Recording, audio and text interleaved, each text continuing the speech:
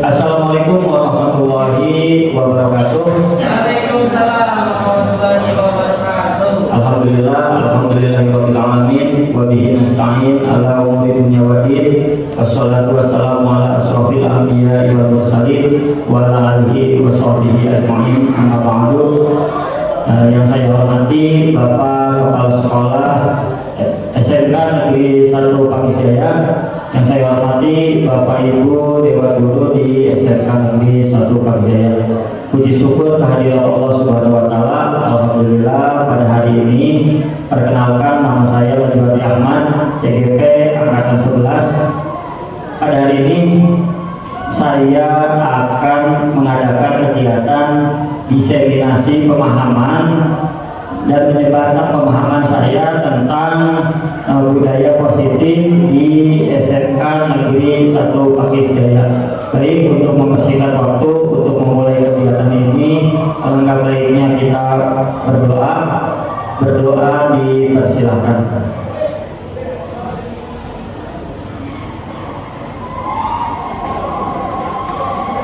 Berdoa selesai, hingga pada acara selanjutnya, yaitu menyanyikan lagu Indonesia Raya. Kepada Bapak Ibu Dewan Guru dipersilakan untuk berdiri.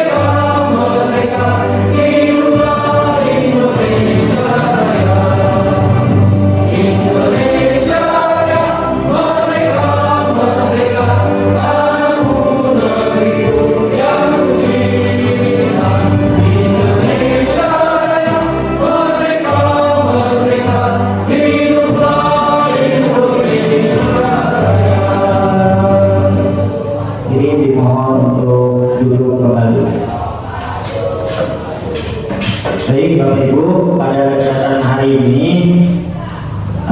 kita akan bersama-sama berkolaborasi saling mendukung demi terwujudnya budaya positif di sekolah yang kita cintai ini. Nah, ini untuk kesepakatan kegiatan, saya sudah buat kesepakatannya. Kesepakatan kegiatan pada hari ini ada 4. Yang pertama, setiap peserta memiliki kesempatan untuk bertanya atau menyampaikan pendapat dengan mengangkat tangan terlebih dahulu. Jadi tidak usah menunggu saya selesai berbicara. Kalau misalkan ada Bapak Ibu mau menanya atau mau menyanggah atau mau menambahkan, silakan angkat tangannya. Yang kedua, saling menghormati sesama peserta. Yang ketiga, mendengarkan peserta lain saat berbicara. Dan yang keempat, mengikuti kegiatan dengan perasaan gembira. Nah, ini kesepakatannya. Kenapa setiap kegiatan harus ada kesepakatannya? Nanti saya akan menjelaskan bahwa pentingnya kesepakatan sebelum kita memulai kegiatan. Nah, tujuan kegiatan pada hari ini, sebenarnya tujuan kegiatannya hanya satu, bagaimana menanamkan budaya positif di sekolah kita. Cuma di menanamkan budaya positif ini kita akan mendapatkan yang pertama pemahaman baru tentang konsep budaya positif di lingkungan sekolah yang berpihak pada murid. Ini saya garis bawahi, yang berpihak pada murid, karena nanti muara dari semua pendidikan yang saya jalankan sekarang di CGP ini bagaimana saya nanti bermuara ke murid. Bahkan kalau istilah Ki Hajar Dewantara, bagaimana kita menghamba kepada murid. Jadi tujuan pokoknya atau goalnya nanti adalah murid, tetap ke murid. Yang kedua, memahami konsep disiplin positif untuk menciptakan murid dengan profil pelajar Pancasila. Dan yang ketiga, memahami peran kita sebagai guru untuk membangun budaya positif dengan menerapkan konsep disiplin positif dan berinteraksi dengan murid. Nah, ini tujuan kegiatannya. Oke, ini dasar dari kegiatannya. Dasar kegiatannya ini filosofi pendidikan KHD. Bahkan ini jadi dasar pendidikan di Indonesia. Jadi bukan hanya dasar pendidikan di kegiatan kita atau dasar ini, tapi dasar pemikiran inilah yang nantinya jadi dasar pendidikan di Indonesia, terutama di kegiatan Merdeka. Kalau sekarang kita namanya Merdeka Mengajar, atau disebutnya lebih populer dengan nama kurikulum Merdeka. Merdeka di sini bukan berarti terserah kita. Kan kita merdeka kok, merdeka bebas. Ternyata merdeka bukan seperti itu. Nah, ini menurut KHD tujuan pendidikan adalah menuntun segala kekuatan kodrat yang ada pada anak agar mereka mencapai keselamatan dan kebahagiaan setinggi-tingginya, baik sebagai manusia maupun anggota masyarakat. Yang saya notice di sini paling penting dari pemikiran KHD ini, menuntun segala kekuatan kodrat yang ada pada anak-anak. Jadi ini dasarnya pendidikan di Indonesia. Kita ketika mengajar, kalau menurut KHD, kita sesuaikan dengan kodrat zaman dan kodrat si anak. Jadi tidak pengennya seperti kita tidak bisa memaksakan murid seperti kita, atau kita mengajarkan murid seperti zaman kita. Karena setiap anak punya zaman tersendiri. Jadi kita ketika dulu mungkin kita berpikir, orang tua kita ketika mengajar kita keras, dengan memukul, dengan menggentak, dengan memaksa. Nah, tapi itu tidak relevan untuk pendidikan untuk yang sekarang. Nah, dasar inilah yang menjadi pemikiran dari Ki Hajar Dewantara. Selanjutnya, di sini tempat bermain benih-benih kebudayaan, guru diibaratkan sebagai petani dan siswa itu sebagai benihnya. Hampir semua di kita petani lah pasti ngerti. Nah, murid ini kita ibaratkan benih. Benih ini hasilnya itu bagaimana si petaninya. Bagaimana si petaninya? Kalau benihnya kita biarin begitu aja, ya udah hasilnya akan segitu aja. Tapi kalau kita merawatnya dengan baik, kita merawatnya dengan benar, kayak misal benihnya kita sediakan lahan yang bagus, kita sediakan tempat yang memadai, kita sediakan air yang cukup, kita sediakan, bahkan kita nanti memberi pupuk, memberi, bahkan kalau di kampung bisa memberi obat, biar apa? Biar benihnya ini berkembang dengan baik. Jadi benihnya tidak mati. Nah, sebelum langkah awal biar benih ini bagus, biasanya kalau petani ini menyiapkan lahannya dulu. Bahkan ini lahan ini penting juga. Nggak bisa kita habis panen potong selesai langsung bikin lagi. Enggak, tapi akan kita mungkin kalau Pak Sofyan nanti kita lekor dulu, mungkin nanti akan diapain dulu, nampingin dan sebagainya. Biar apa? Biar lahannya bagus. Nah, lahan ini atau lingkungan inilah yang nanti akan kita pelajari pada hari ini, yaitu tentang budaya positif. Atau lingkungan itu ternyata mempengaruhi, bagaimana mempengaruhi benih kita, bagaimana mempengaruhi siswa kita. Nah, dari benih ini. Nah, ini dasar dari diseminasi pada hari ini. Nah, apa sih budaya positif? Budaya positif adalah perwujudan dari nilai-nilai keyakinan universal yang diterapkan di sekolah. Intinya itu menumbuhkan karakter murid. Sebenarnya kita budaya positif kita sudah jalani ya sebenarnya di sekolah kita. Seperti misalkan yang paling simpel, pembiasaan setiap pagi itu sudah menumbuhkan budaya positif, Contoh lain, misal kita mungkin sudah agak kurang di sekolah kita, tapi nanti mudah-mudahan ini 5S. Ya, 5S sudah mulai terkikis, padahal itu 5S lumayan penting. 5S itu salam, senyum, sapa, sopan, dan santun. Nah, itu budaya termasuk dari budaya positif. Jadi budaya positif ini sekarang kita tidak hanya gini. Dulu orientasi kita bagaimana caranya anak pintar. Pasti, bahkan saya juga di rumah, bahkan saya suka gregetan kalau anak saya cuma begini aja nggak bisa, karena saya berpikir cuma yang kayak gini gampang kok nggak bisa. ternyata bukan kayak gitu. Ternyata itu pemikiran yang salah. Nah, ini pemikiran yang saya juga udah lakuin. Ternyata pemikiran itu salah. Sebenarnya yang paling penting ini menumbuhkan karakter murid. Karakter ini hal-hal yang penting. Saya pernah baca di suatu artikel, terutama di negara Jepang. Dia ketika di awal pendidikan dia tidak lagi belajar kayak kita di sini ngafal, ngitung, tapi dia bagaimana budi pekerti dulu, bagaimana dia anak menumbuhkan karakter yang baik dulu, bagaimana cara menghormati orang tua. Nah, itu yang paling penting dari budaya positif itu. Saya punya. Nah, untuk menerapkan budaya positif, inilah yang akan saya bahas nanti satu persatu. Jadi budaya positif itu dasarnya kita menerapkan dulu disiplin positif dan nilai-nilai kebajikan. Terus kita memperhatikan juga apa kebutuhan murid kita, apa kebutuhan dasar dari manusia, apa kebutuhan dasar murid kita. Terus bagaimana, apakah motivasi, hukuman, penghargaan itu berpengaruh buat anak. Terus dan yang selanjutnya bagaimana kita membuat keyakinan kelas dan bagaimana menyelesaikan masalah anak yang sudah terlanjur bermasalah. Anak yang sudah bermasalah nanti kita akan bahas. Saya ada 3 pertanyaan.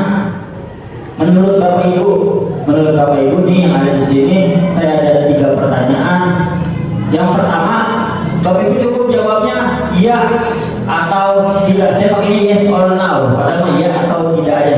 Saya nggak perlu nanya satu, yang penting mah yes atau ya atau tidak. Yang pertama, hukuman dapat mendisiplinkan anak.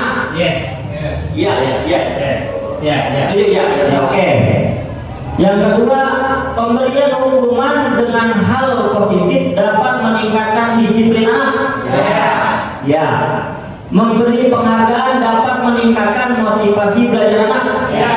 Nah, saya awalnya sama berpikiran kayak gitu, tapi nanti setelah ditelaah ada yang miskonsepsi dari kita, pemikirannya sedikit terbalik. Nanti kenapanya?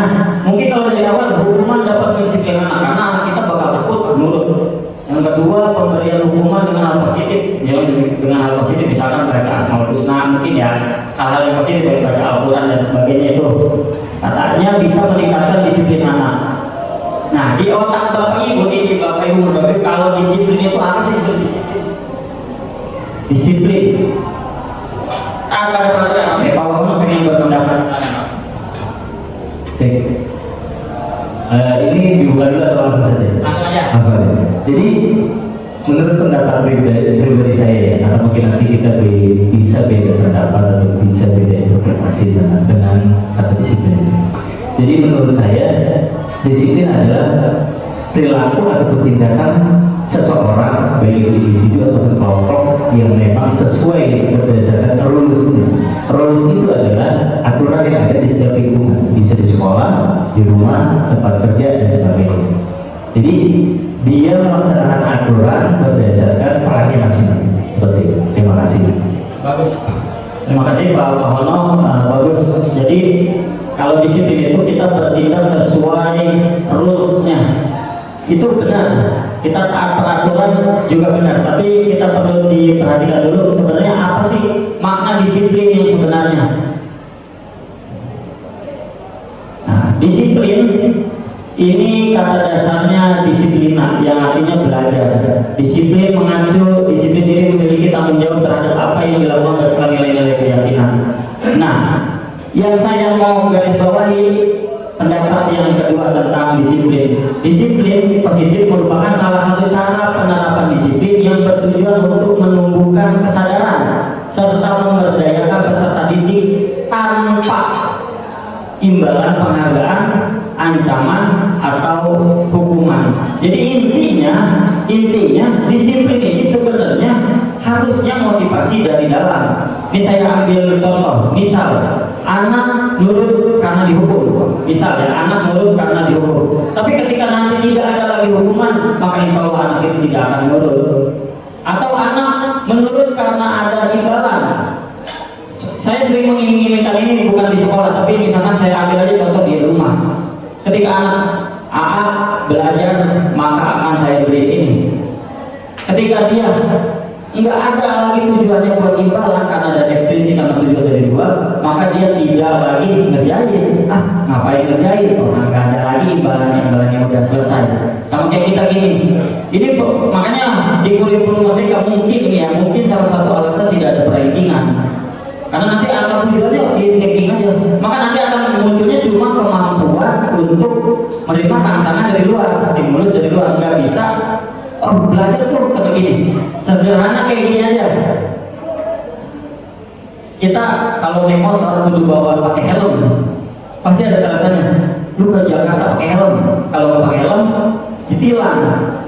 Karena bukan dari keselamatannya, tapi karena tilangannya. Nah ini ternyata disiplin bukan kayak gitu. Karena sebagai pendidik tujuan kita adalah menciptakan peserta didik yang memiliki disiplin diri sehingga berperilaku mengacu kepada nilai-nilai kebajikan universal dan memiliki motivasi intrinsik dalam perubahan perilaku ke arah yang lebih baik. Nah, kebajikan universal itu kayak gini. Nah, ini kebajikan universal. Nilai-nilai yang disepakati bersama lepas dari suku bangsa, agama, bahasa, latar belakangnya. Kita seolah harusnya menciptakan, idealnya menciptakan murid-murid seperti ini. Ketika murid kita nanti seperti ini, yang pertama profil pelajar Pancasila ini yang selalu didengung-dengungkan di kurikulum Merdeka. Profil pelajar Pancasila ini, jika anak kita benar-benar menjalankan ini dan langsung dari dorongan dari dalam dirinya, bukan karena paksaan, bukan karena imbalan, ini akan luar biasa. Nanti bagaimana caranya? Sebenarnya saya juga belum begitu memahami, belum begitu sempurna untuk mengajarkan cara mendidik disiplin. Tapi ketika saya mendapat pembelajaran, disiplin itu sama kita kayak Nabi Muhammad belum mengajarkan kebaikan. Ya apa dulu menjadi suri teladan yang baik.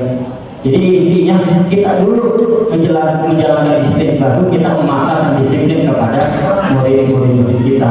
Jadi kita yang dulu dijadikan contoh sama anak-anak kita. Jadi kita jangan begini, kita memaksakan anak kita untuk yang paling simpel, kita memaksakan anak kita untuk sholat, tapi kitanya tidak sholat. Memaksakan anak kita membaca Al-Quran, tapi kitanya tidak membaca Al-Quran. Itu tidak bisa kita menerapkan disiplin. Nah ini kalau misalkan anak kita, kalau kemarin saya dapatnya materinya di nilai kebajikan ini yang utama sebenarnya ini, yang utama ini karena ini harus ketika boleh kita lulus di sini. Kenapa pinter penting, tapi ditaruh di urutan paling terakhir. Ya kalau kita lihat dari sini, ini semuanya tentang karakter semua. Beriman, bertakwa kepada Tuhan, berakhlak mulia, berkemenangan, gue royong, mandiri, kreatif, semuanya dari karakter siswa semua. Tapi giliran yang bagian otak yang kepintaran ditaruhnya di ujung. Karena kita incer ini dulu, kita incer karakternya dulu, baik dulu akhlaknya, baru sisanya akan mengikuti. Ada yang pintar tapi ujung-ujungnya tawuran, karena berarti akhlaknya kurang baik. Pintar gampang. Sekarang ada yang lebih pintar dari guru kalau dia mau belajar. Google bisa lebih pintar dari kita. Tapi tugas kita mendidik ini. Google nggak bisa ngajarin tentang bertakwa kepada Tuhan. Nggak bisa Google menirukan sholat, nggak bisa. Karena yang utamanya berwasilah ini dulu. Jadi karakternya dulu. Terus keterampilan hidup. Ini keterampilan itu terutama kita di SMK. Tes ini penting, dapat dipercaya, lurus hati, pendengar yang aktif, tidak merendahkan orang lain dan memberikan yang terbaik dari diri. Selanjutnya kalau itu Ibu Primary Years Program ini ciptaan dari Ibu. Ini toleransi, rasa hormat, integritas, mandiri, menghargai, antusias, empati, keingintahuan, kreativitas, kerjasama, percaya diri dan komitmen. Ini nilai-nilai kebajikan yang harus ada pada murid-murid kita. Nah, ketika kita mau mendisiplinkan diri, ketika disiplin positif mau diterapkan, kita juga harus memahami ini kebutuhan murid-murid kita. Ini yang tidak bisa dipaksain, kadang ini bisa menimbulkan, tapi kita bisa bikin kesal kita nih. Yang pertama survival, kebutuhan bertahan hidup. Ini mah bukannya murid doang ya, kita juga sama butuh makan, butuh tempat tinggal, sandang, pangan dan papan. Yang kedua, kasih sayang dan rasa diterima. Murid kita ini butuh banget ini, butuh diakui. Kadang kita ada resimen aja ke murid, ya ini aman, ini dia ini. Nah itu sebenarnya kurang anu nih. Bahkan kita ngelihat orang langsung menilai, aduh ini dia begini ya. Nah sebenarnya itu murid kita juga butuh love and belonging. Saya salah itu kayaknya ada lebih, harusnya cuma satu, love and belonging. Belonging itu kasih sayang dan rasa diterima, kebutuhan untuk memberi dan menerima kasih sayang, dan kebutuhan untuk merasa menjadi bagian dari suatu kelompok. Yang ketiga, kebutuhan manusia itu power, penguasaan, keinginan untuk dianggap berharga, bisa membuat perbedaan dan membuat pencapaian kompeten diakui dan dihormati. Terus kebebasannya freedom ini kebebasan, kebutuhan akan kemandirian, otonomi, memiliki pihak, dapat jadikan suatu tidak terkekang apalagi melalui peraturan. Ini freedom ini sering kita kita masih memaksakan kehendak kita. Contoh, di kelas ada kegiatan belajar, makanya di kurikulum Merdeka kita mengenal namanya diferensiasi, pendidikan berdiferensiasi. Contoh gini, ada anak, makanya kita harus mengetahui karakter anak kita. Ada anak yang sukanya belajarnya dewekan, ada anak yang sukanya kelompok, ada anak yang nggak suka dua-duanya karena nggak suka belajar. Nah tugas kita bisa harusnya mengakomodasi itu. Jangan kita maksain, gue mah dari tahun ke tahun sih kelompok. Padahal ada sebagian anak tuh yang nggak bisa tuh kalau dia belajar kelompok. Nah pembelajaran diferensi itu kita harus menyesuaikan. Jadi misalkan kalau mau sekarang berkelompok, nah nanti mungkin tidak berkelompok. Nah karena kebutuhan kebebasan itu kebutuhan manusia. Yang terakhir kesenangan, karena kita ujung-ujungnya kalau kita belajarnya terpaksa, maka hasilnya ya kita udah bisa nilai sendiri. Makanya kita kasih kesenangan, kita kasih tugas-tugas. Kayaknya kalau sekarang PR udah nggak terlalu banyak, kayaknya ya. Tapi kalau di ENIK kayaknya yang anaknya ENIK pasti ngerasain PR-nya masih lumayan. Bahkan saya kalau ngerjain PR, murid anak saya nanya PR, saya suka pusing tuh, karena soalnya lebih susah yang saya bayangin. Karena kan kalau lagi saya kelas 3 MI nggak sesusah itu. Kalau sekarang memang luar biasa susah. Anak udah tidak mulai lagi belajar itu dengan senang. Jadi belajar itu karena dia udah terpaksa, karena paksaan. Nggak bisa dia belajar senang nih belajar nih, nggak bisa. Karena sekarang itu karena belajarnya karena paksaan. Ketika kita udah memahami 5 kebutuhan dasar ini, nah inilah yang memotivasi orang untuk berbuat. Kita melihat murid kita udah di posisi mana. Yang pertama, nah ini motivasi orang, termasuk saya sih, bukan hanya murid. Saya motivasi, ini kita meluruskan motivasi.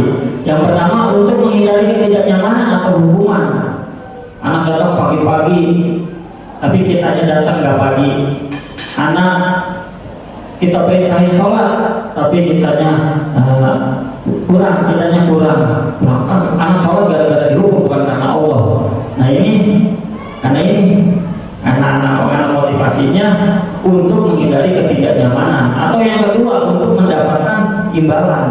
Bahkan ini masih saya lakuin ketika mengajar.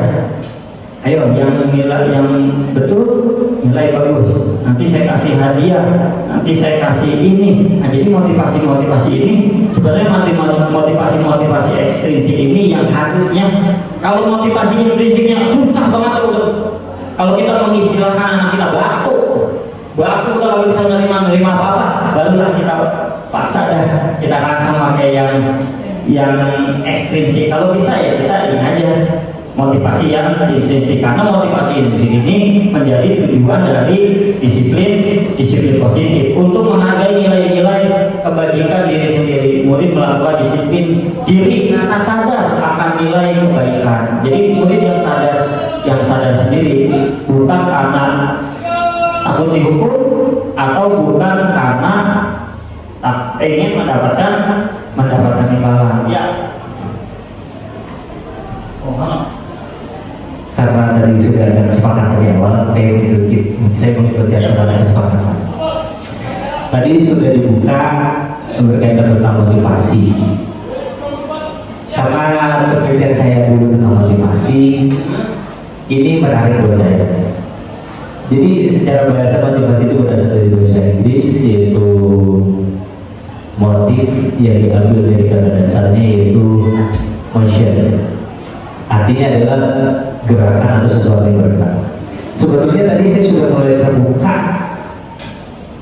perspektifnya ketika Pak Wala menjelaskan motivasi intrinsik dan motivasi ekstrinsik.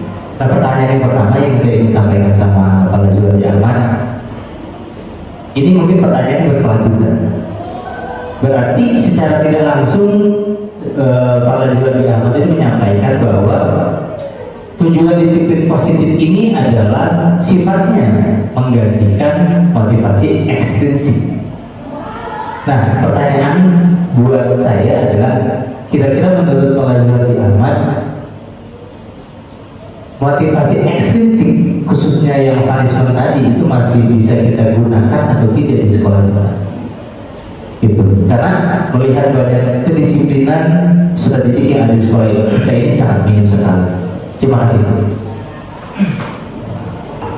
Terima kasih Pak Wono. Kalau misalkan motivasi ekstrinsik, pertanyaannya kan masih relevan dong. Kalau istilahnya kalau zaman dulu tuh reward dan punishment. Karena reward itu penghargaannya, punishment itu hukumannya. Nah, di disiplin positif ini nanti sebenarnya ini materinya bakal lanjut nih sebenarnya. Saya jawabnya tadi karena ada jawabannya. Apa itu hukuman, apa itu konsekuensi, dan nanti di kurikulum merdeka kita ditawarkan satu lagi solusi untuk menerapkan disiplin. Apa itu namanya? Restitusi. Nah, jadi restitusi ini memang belum nyampe, tapi Pak Wono pandangan itu jelas. Apakah ini?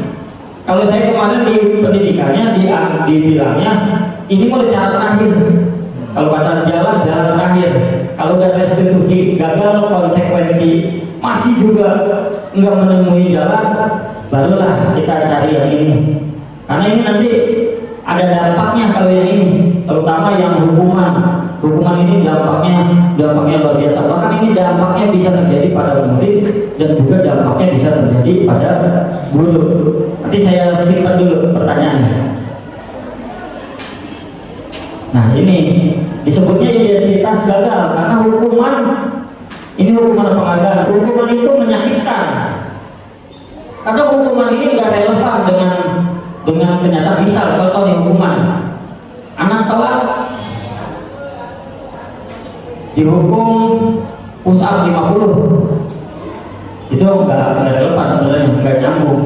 Dia buat efek jerah itu bisa berdampak luar biasa, karena murid yang satu pasti tidak nyaman, yang kedua murid takut, yang ketiga ini murid menyembunyikan kesalahan, terus yang terakhir murid rendah diri. Bahkan ini berdampaknya psikis kalau kita terus pakai hukuman.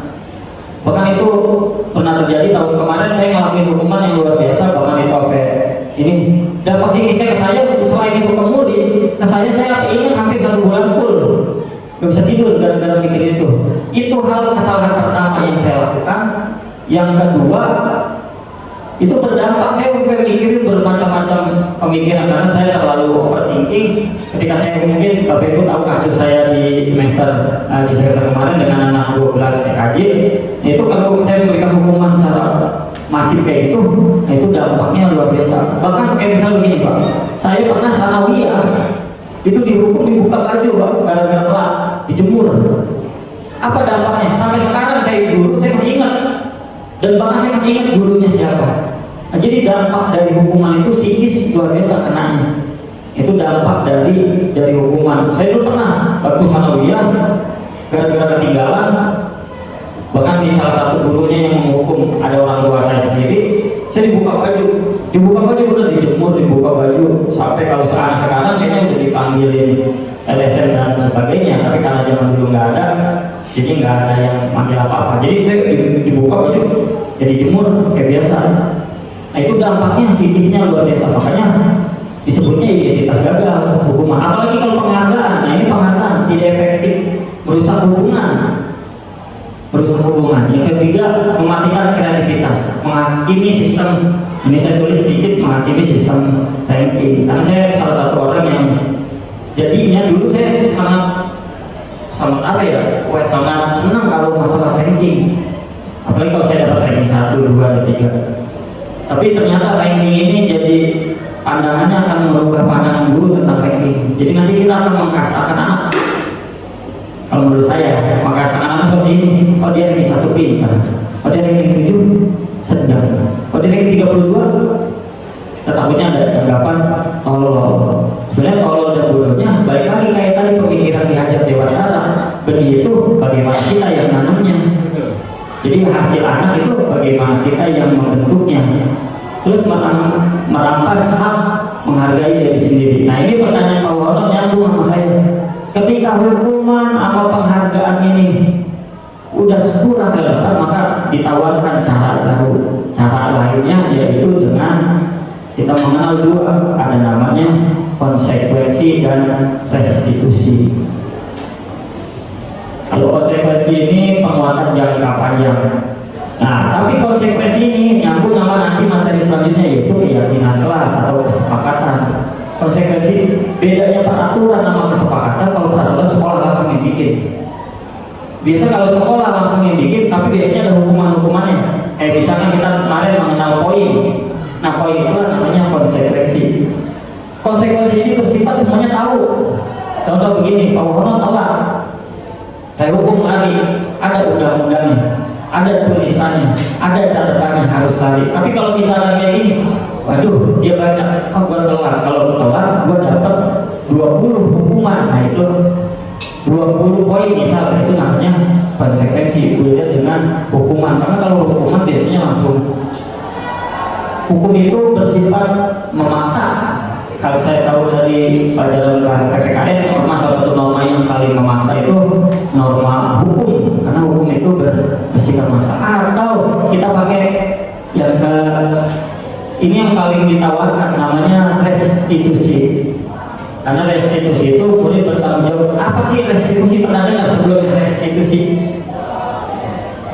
Belum ya. Kali kita mendengarnya hukuman, penghargaan.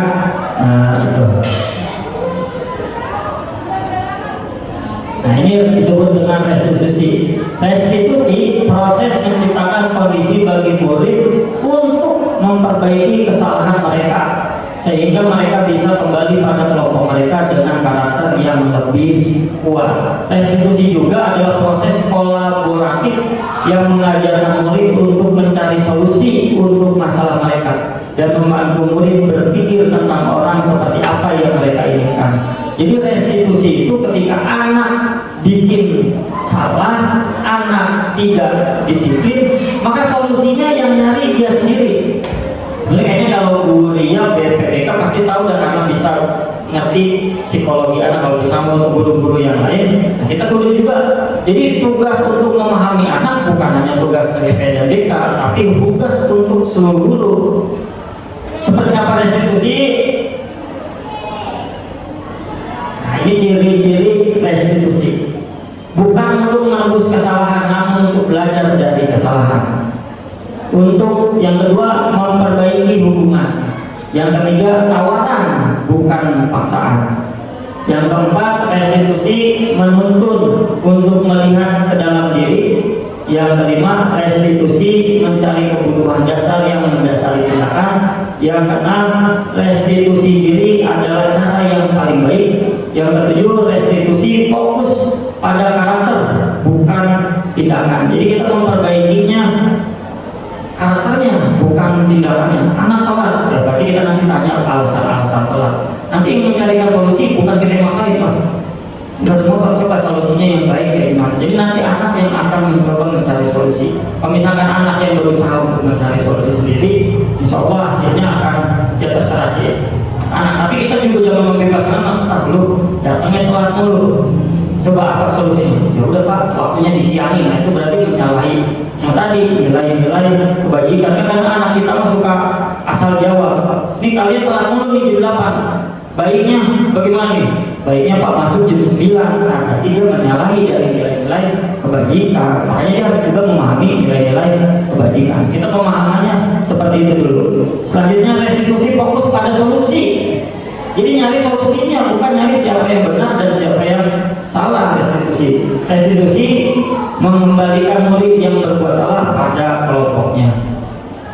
Nah ini tadi tuh ini perbedaannya Pak Wono. Kenapa saya contoh? Ini saya contoh kasusnya siswa sering tidak mengerjakan PR. Kalau kalian mau menyelesaikan secara hukuman seperti apa, kalau menyelesaikan secara konsekuensi seperti apa, kalau menyelesaikan cara restitusi seperti apa. Jadi kalau misalnya anak tidak disiplin, kayak misal tidak mengerjakan PR, kalau hukuman mungkin kayak gini nih, yang sering. Kalau di SD biasanya, ayo keluar, hormat ke bendera selama 10 menit. Atau, nah ini guru marah dan menjadi biasanya kalau udah marah ya luar biasa nih kita. Luar biasa pokoknya. Boleh. Ya, ini contohnya adalah siswa sering tidak mengerjakan PR. Contoh, misalkan dalam satu kelas ada 20 orang tidak mengerjakan PR. Berarti kita harus membantu siswa menyelesaikan masalahnya. Betul. Berarti harus ada kira-kira. Harus ada? Iya, kira-kira harus ada apa? Menurut Bapak? Kalau misalkan itu 2 orang nggak masalah nih. Masalah.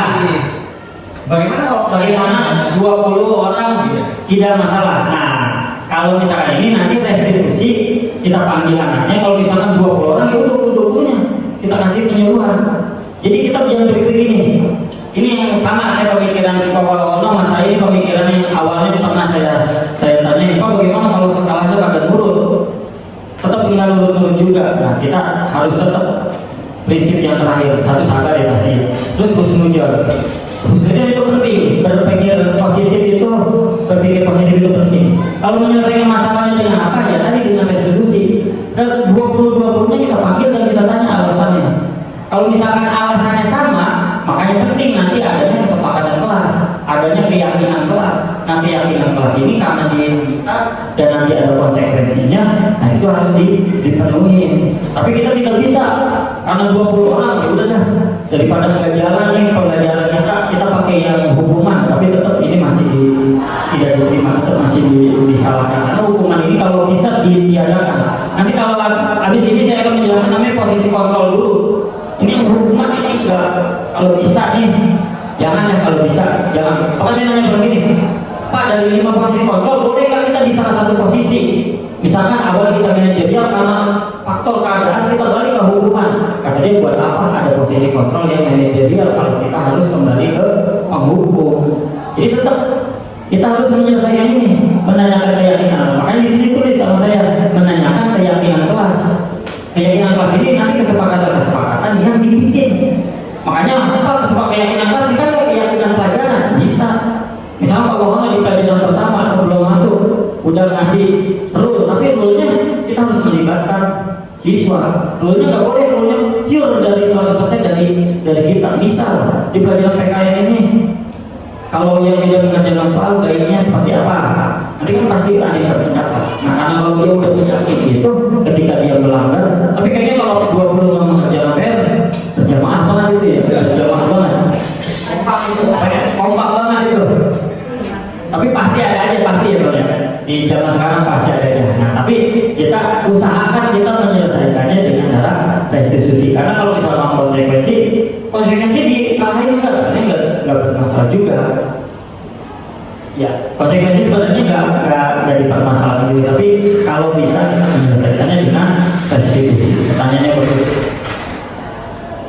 Nah, inilah kita melihat diri kita karena kita ada di posisi kontrol yang mana. Yang baik posisi kontrol kita sebagai manajer, yang baik sebagai guru. Apa kita posisi kontrol kita masih sebagai penghukum atau pembuat merasa bersalah, atau posisi kontrol kita jadi teman, atau posisi kontrol kita pemantau, atau posisi guru kita nih, posisi kontrol kita sebagai guru kita udah di posisi mana? Nah, saya ada penjelasan sedikit tentang 5 posisi kontrol ini, ada videonya, silakan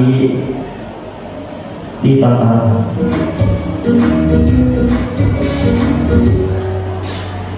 Salam bahagia ibu dan bapak guru hebat. Dalam penerapan disiplin positif restitusi, salah satu program yang dikembangkan adalah 5 posisi kontrol. 5 posisi kontrol dalam restitusi adalah proses perjalanan seorang pendidik agar dapat mengenali dirinya. Pada video kali ini, kita akan membahas tentang 5 posisi kontrol yang dikembangkan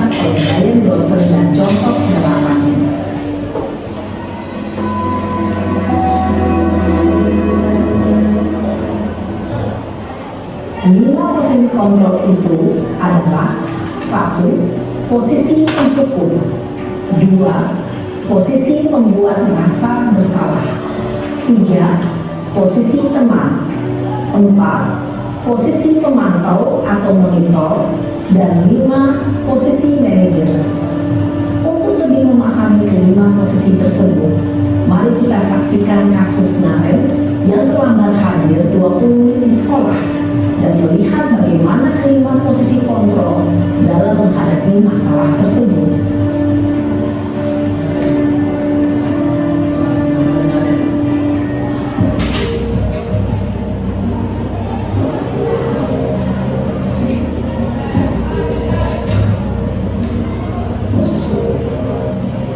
Naren!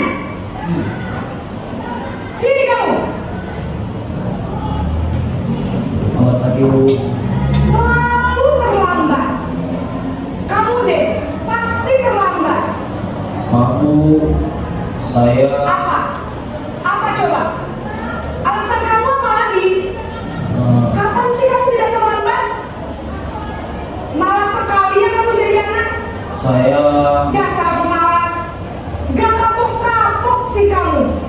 Sudah berapa kali terlambat? Sana, kamu keliling lapangan basket 2 kali. kenapa saya harus keliling lapangan basket Bu? Kenapa? Kamu melawan ibu. Berani-beraninya jawab. Sudah terlambat, masih berani jawab pula. Sekarang, keliling lapangan basket 5 kali sekalian. Biar kapok. Cepat. Pergi sana ke lapangan basket. Posisi penghukum biasanya berbicara dengan nada tinggi, menghardik, menunjuk-nunjuk, menyakiti, dan menyindir. Hukuman bisa berupa fisik maupun psikis. Ibu dan bapak guru hebat. Dampak yang terjadi pada murid ketika guru berada pada posisi penghukum adalah murid akan memberontak, bahkan menyimpan dendam.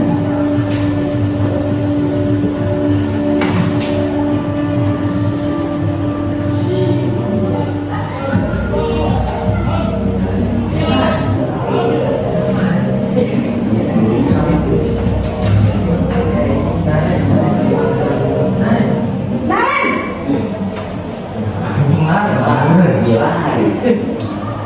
Selamat pagi Bu. Naren! Kamu kenapa terlambat lagi, nak? Ya Tuhan, Naren. Kamu senang ya bikin ibu susah ya? Kalau kamu terlambat lagi, nanti ibu yang ditegur sama kepala sekolah, nak. Disangka ibu tidak bisa membina kamu. Duh, gimana ini? Maaf Bu, Duh, Gusti Naren.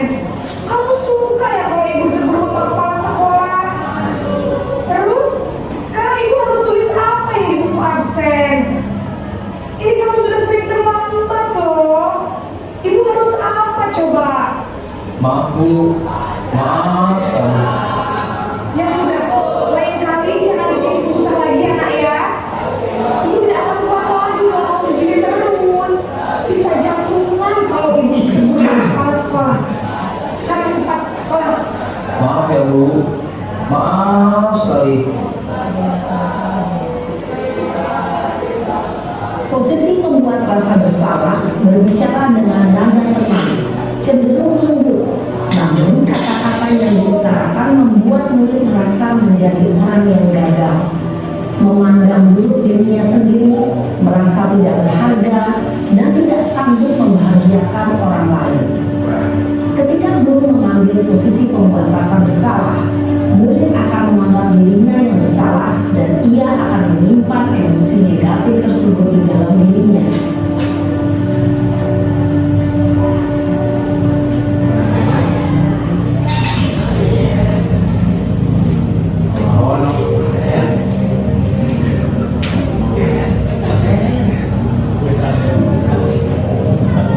Naren!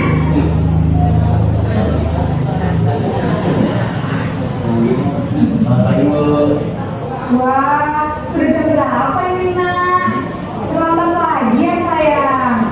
Iya Bu, habis Ibu saya lupa membangunkan saya, Bu.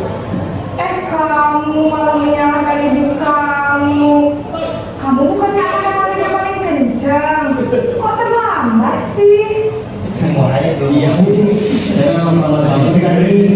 Jadi biar bisa kencang tetap jalan kencang, Bu. Ya sudah sana. Nanti lain kali larinya lebih kencang lagi ya. Biar gak terlambat lagi. Bikin seneng ibu. Demi ibu. Bisa kan? Bisa lah, Bu. Ya sudah sana masuk kelas. Ibu beresin urusan absen kamu. Kamu ini ada saja. Dalam posisi teman, guru berbicara dengan nada suara ramah, akrab, cenderung bersenda gurau untuk menjaga suasana tetap santai. Murid akan merasa senang, aman, dan akrab dengan guru. Identitas yang tercipta adalah identitas sukses atau berhasil. Namun, perlu diingat, karena ini masih dorongan eksternal, maka ada faktor ketergantungan dari murid kepada orang tertentu. Di sini, guru absennya, sehingga di lain waktu, murid bisa berperilaku baik, namun hanya kepada orang-orang tertentu saja.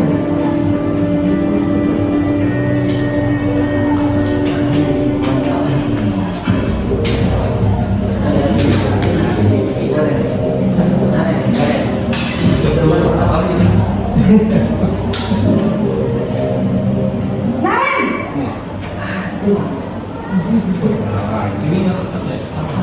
Selamat pagi, Bu. Naren, apa peraturan sekolah kita tentang jam berapa kita harus masuk sekolah, nak? Kita harus di sekolah jam 7, Bu. Iya betul, sekarang sudah jam 7.20. Naren sudah tahu konsekuensinya jika terlambat hadir. Paham, Bu? Saya harus tinggal kelas pas jam istirahat selama 20 menit. Iya benar, konsekuensinya demikian. Jadi nanti jam 9.30 pas istirahat, kamu harus tinggal di kelas, kerjakan tugas tambahan untuk ketertinggalan kamu, ya? Baik, Bu.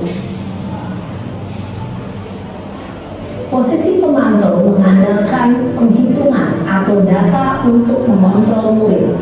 Guru mengarahkan murid berdasarkan peraturan dan konsekuensi.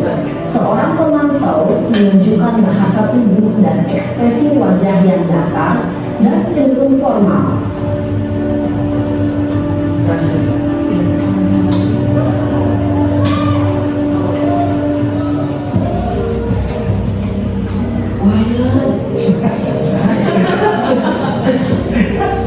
Ayo bareng baik. Naren!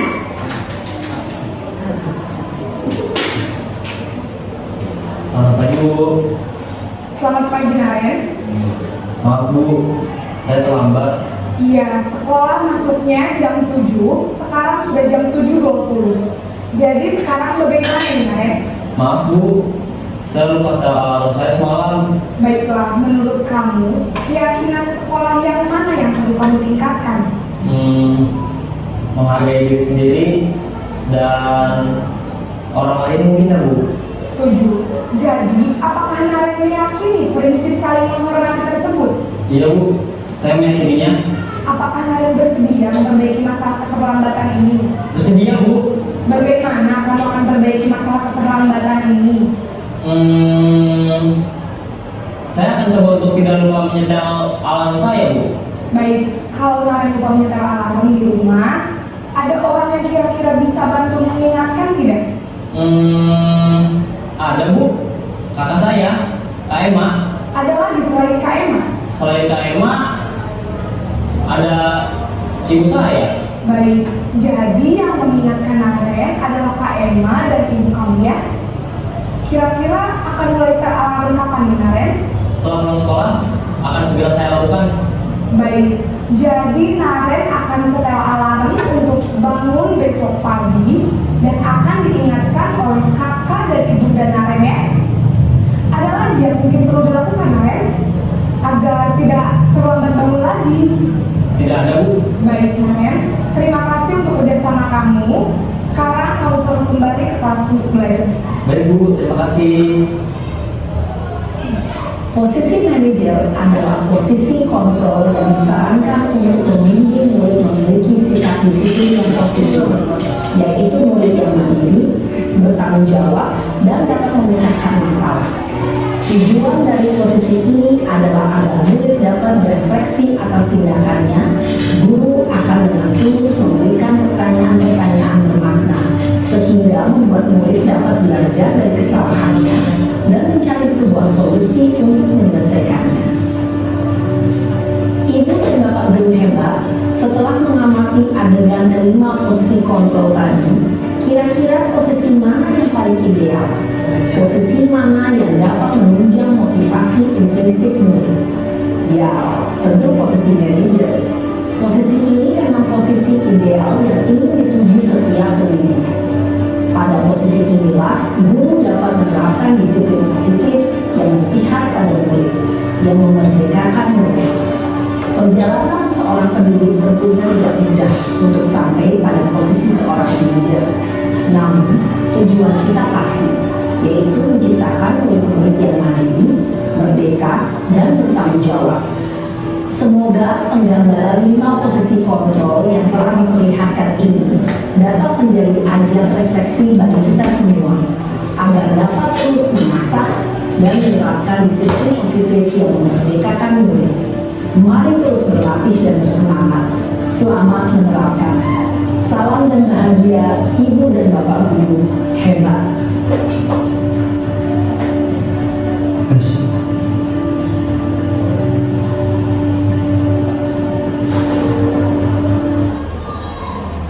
Bapak Ibu, nah tadi juga lihat videonya ada 5 posisi kontrol. Tadi di akhir ditanya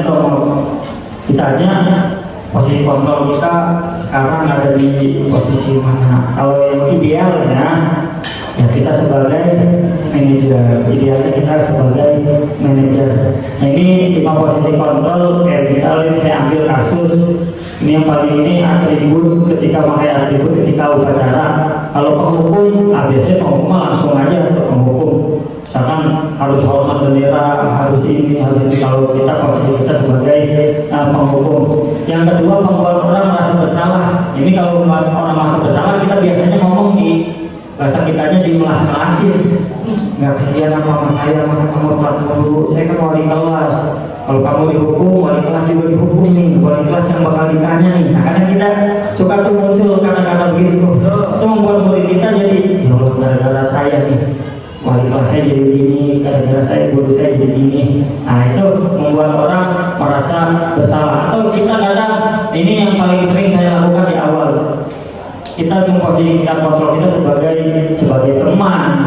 Biasanya kalau sebagai teman, efeknya sebagai teman kita bagus saja, cuma ada dampak positifnya, kita bisa lebih dekat. Tapi kadang kalau kita sebagai teman, kadang murid kita nanti akan pilih disiplin kalau ada orang yang dia sukai jadinya, karena kita temennya. Misal contoh kayak gini, menurut jika kalau ada Pak Sofian, nanti tiba-tiba Pak Sofian pas hari itu tidak masuk, maka dia tidak, kemungkinan nggak ada yang dia nurutin, karena dia percayanya atau dia respectnya ke salah satu guru. Kalau kita posisi kita sebagai teman atau sebagai pemantau. Sebagai pemantau ini masih diperbolehkan. Sebagai pemantau ini tadi mengukurnya berdasarkan data. Kalau ini kesiswaan kita banget ini. Karena kalau melakukan sesuatu ya karena memang ada dasarnya, ada konsekuensinya, ada undang-undangnya, ada aturannya. Kadang aturannya ini memang sudah ada. Biasanya kamu sudah melanggar peraturan sekolah, kamu tahu konsekuensinya, nah dia pasti tanya konsekuensi. Tapi kadang pemantau ini tidak ada solusi buat si anak, kadang tidak ada solusi, tapi dia benar bertindak sesuai aturan, sesuai data, sesuai peraturan, tapi dia kadang tidak ada solusi itu buat anak. Nah, alangkah baiknya kita memposisikan kita sebagai manajer. Walaupun ini memposisikan sebagai manajer, kita juga perlu banyak belajar, karena menjadi manajer ini tidak mudah, karena kita menghadapi anak-anak yang luar biasa bagi kita, luar biasa lah. Tapi saya ingin menjadi motivasi buat saya, semoga yang lain juga motivasi. Saya pernah ikut pelatihan menghadapi anak-anak yang luar biasa, anak-anak yang bagaimana cara menghadapi masalah. Kita selalu berpikir kayak gini aja, segala sesuatu yang diciptakan Allah pasti ada manfaatnya. Kita berpikirnya seperti itu.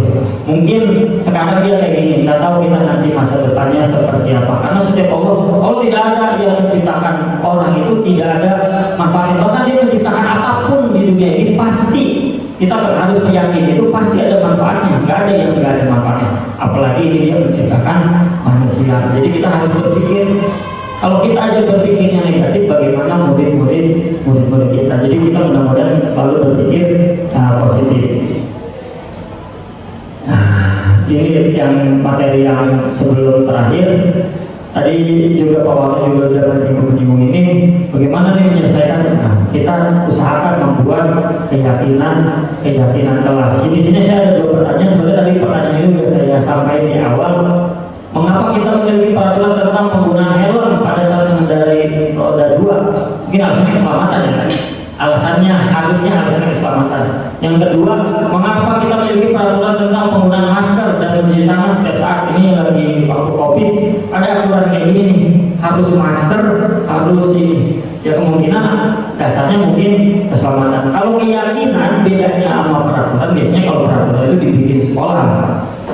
Kalau keyakinan kita melibatkan murid untuk membuat keyakinan. Ini contoh membuat keyakinan atau seorang ini bintangnya dari luar negeri. Ini kegiatan aksi nyata saya kemarin di kelas 10 LP. Doa di perjalanan.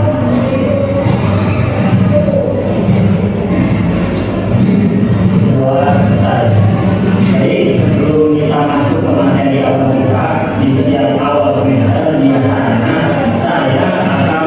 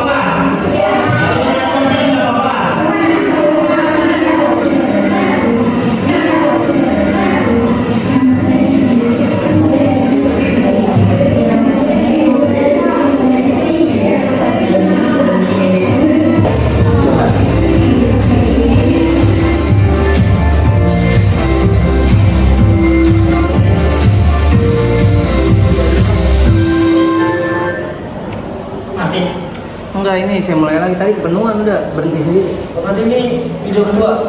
Iya ini. Penuh di sana. Ada Pak, udah ada sejam sih.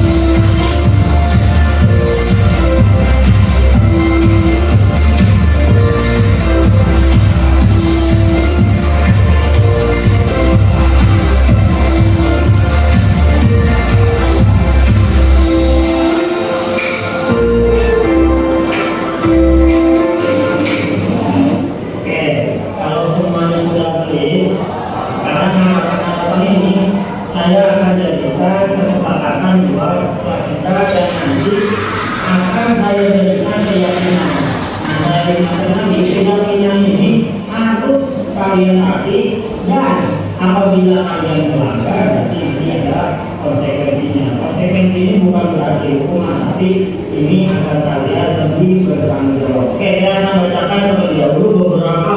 Nah, ini hampir semuanya nulis. Yang pertama nih harapannya, semoga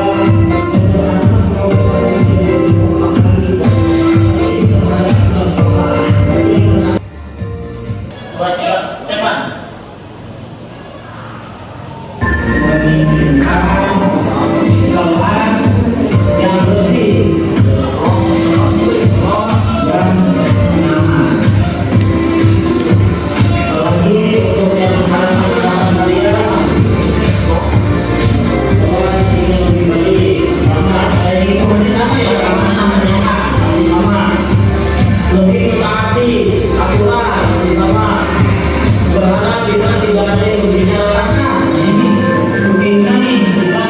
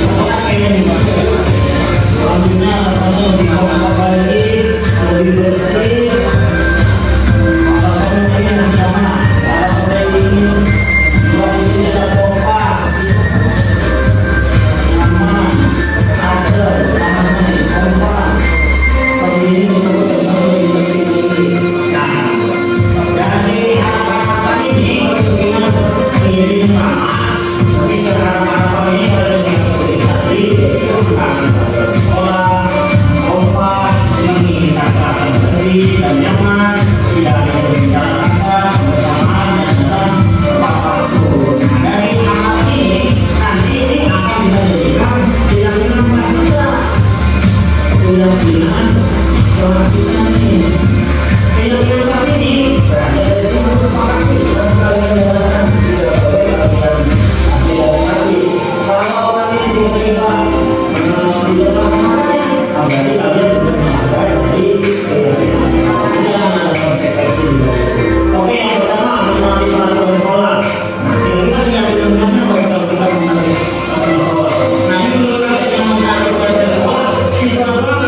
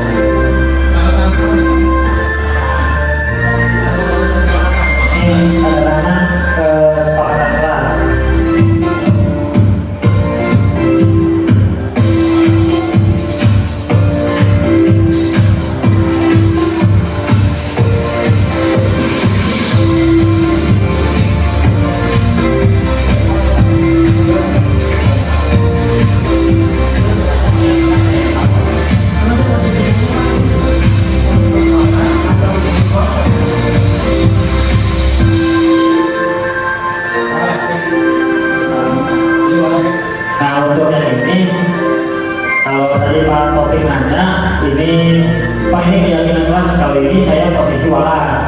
Kalau nanti Bapak Ibu misalkan posisi sebagai guru, ya pakai cara. Nah sebenarnya ini mah saya kenapa pakai tanda tangan biar berarti semuanya yang kebetulan pada waktu itu kelas 10 itu semuanya hadir. Jadinya tanda tangan dimulai dengan saya. Jadi nanti keyakinan ini, keyakinan kelas ini, dan nanti harus disepakati. Bedanya keyakinan. Nah ini selanjutnya. Nah ini bagaimana menentukan keyakinan kelas. Keyakinan kelas ini beda, sedikit beda kata-katanya dengan peraturan, karena keyakinan kelas ini yang disepakati di kelas. Yang pertama lebih abstrak dari peraturan, karena ketika anak nulis harapannya itu macam-macam. Bahkan kemarin ada yang harapannya tidak sesuai dengan pelajaran, ada yang harapannya semoga ada aset. Itu karena lebih abstrak, tapi itu tidak jadi keyakinan karena itu berhubungan sama sarana ya, bukan karena tentang pembelajaran. Yang kedua berupa pernyataan universal menyeluruh. Jadi ada yang nyinggung kekompakan, ada yang nyinggung kenyamanan, karena dia mau universal, semuanya mencakup keyakinan kelas ini. Jadi bukan hanya aturan-aturan yang biasa.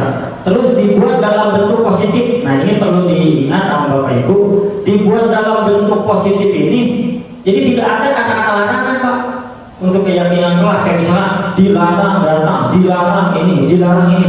Kita buat segi keyakinan kelas. Tadi setelah saya buat menulis harapan, mereview harapan, saya rumuskan menjadi keyakinan kelas. Nah di keyakinan kelas ini tidak ada lagi kata-kata yang bernada negatif. Jadi kata-katanya kata-kata positif. Misal peserta didik harus datang tepat waktu, peserta didik harus membersihkan kelas, peserta didik harus saling menghormati.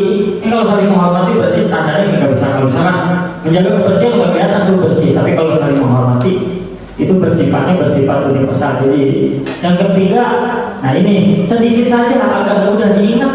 Tadi saya cuma ada keyakinan kelasnya cuma ada 4 karena sedikit aja, jangan terlalu banyak kemungkinan gak diingat sama anak, jadi sedikit aja. Yang ketiga, sesuai dengan kondisi kelas agar mudah diterapkan. Yang keempat, semua warga kelas sekolah dilibatkan saat membuat. Nanti nanti saya punya harapan ketika bikin peraturan sekolah ini buat sekolah kita, nanti mudah-mudahan kesiswaan mengizinkan, jadi kita ada rapat. Sebenarnya kayak gitu itu memang harus dirapatkan, jadi semuanya berpendapat. Dan ini juga kita menghadirkan siswa juga. Ketika kita bikin peraturan, kita menghadirkan orang tua, kita menghadirkan siswa dan juga guru. Jadi jangan peraturan itu dari sejak SMK didirikan sampai SMK nanti dibubarkan, peraturan itu aja. Jadi setiap tahun harusnya kita mengupgrade peraturan atau keyakinan sekolah kita. Jadi keyakinan dari pertama keyakinan belajar, keyakinan mapel, keyakinan walas, sampai nanti ke keyakinan sekolah. Untuk materi terakhir tadi Pak Wahono bagaimana cara menyelesaikannya. Kalau saya ini beberapa kali permasalahannya tidak sebanyak 20 orang.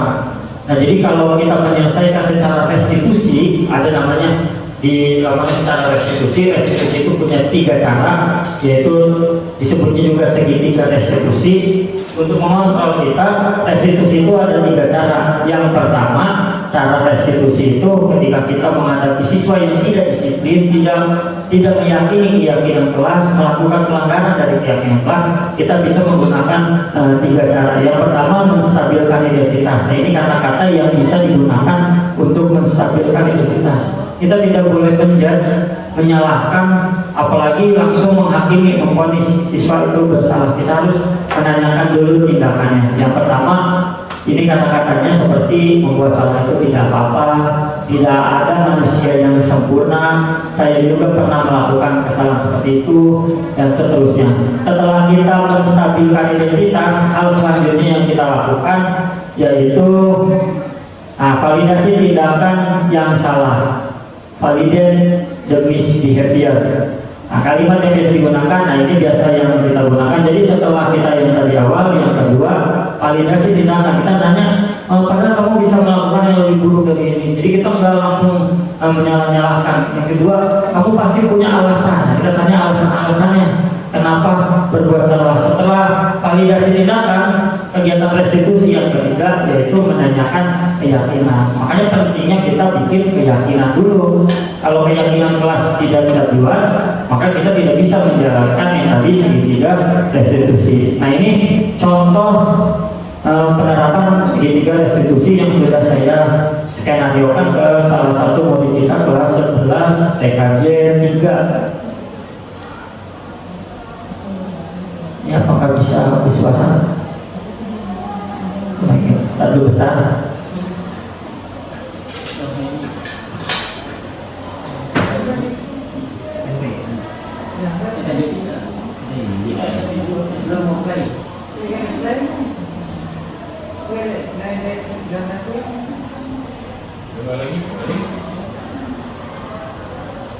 Nah ini penerapan yang terlihat.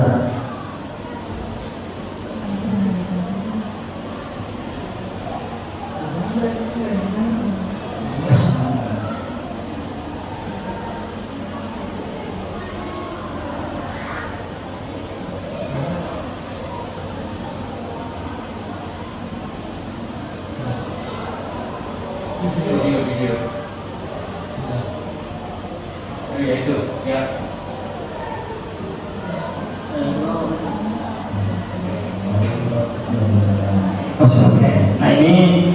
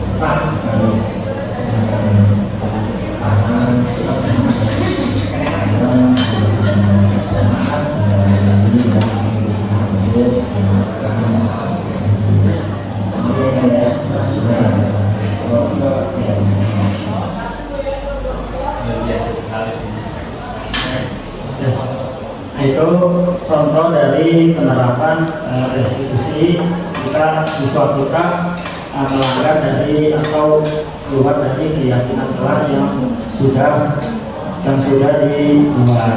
Oke Bapak Ibu, mungkin untuk pemaparan diseminasi pada hari ini cukup sekian.